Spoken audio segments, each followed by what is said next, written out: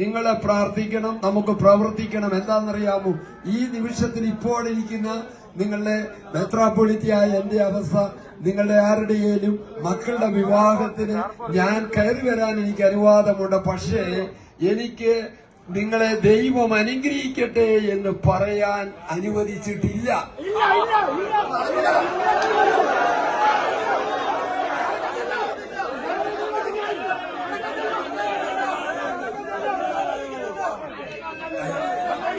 അല്ല, അത് ശ്രദ്ധിക്കുക. അതുകൊണ്ട്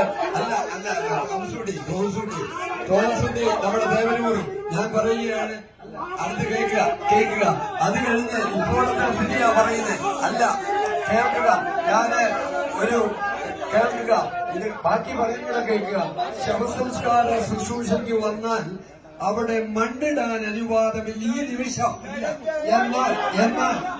എന്നാൽ ഈ ശുശ്രൂഷകളെല്ലാം നമ്മൾ ഒന്നിച്ചു നിൽക്കുന്നത് കൊണ്ട് സ്നേഹത്തിൽ അധിഷ്ഠിതമായ ഈ ആവേശത്തിൽ ഞാൻ പറയുന്നു, ഇതിൽ നിന്ന് നമ്മളെ ബന്ധിച്ചിരിക്കുന്ന എല്ലാ ബന്ധനങ്ങളും ഇതാ പൊട്ടിച്ചെറിയുന്നു.